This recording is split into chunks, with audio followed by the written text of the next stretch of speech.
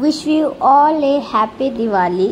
তো এই বছর তো আমাদের কিছুই নেই, দিওয়ালিতে কিছুই নেই বলতে আর কি মানে প্রদীপ দেখানো নেই, এই সমস্ত কিছুই না। আর আমি আর আমার হাজব্যান্ড তো কিছুই পাবো না।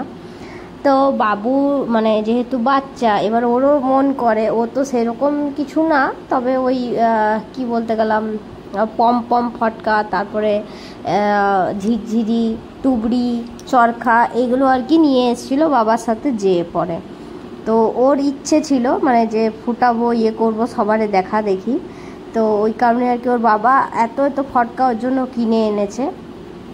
আর এরকম তো আমরা কিছু করতে পাবো না, মানে প্রদীপ জ্বালতে পাবো না, তারপরে তোমার যে টুনি বাল্ব মানে কিছুই আর কি লাইটিং করতে পাবো না। তো এই বাচ্চার আনন্দে আর কি আমরাও বাচ্চা হয়ে উঠি। তো দেখো ওর বাবা ওর জন্য এনেছি, তবে ও শুধু পম পম ফটকাগুলোই ফুটাচ্ছে, ঝিরঝিরি বাকি ফটকাগুলো তো একটু ভয়ই বেশ পাচ্ছে।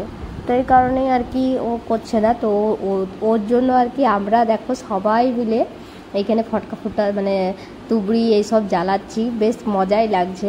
আমি, মা, অয়ন, আমরা সবাই আর কি বেশ একটু আর কি এনজয় করলাম। তো সবাই মিলে বাচ্চার সাথে বাচ্চা হয়ে গেলাম আর কি। তো চলো সবাই ভালো থাকো, সুস্থ থাকো।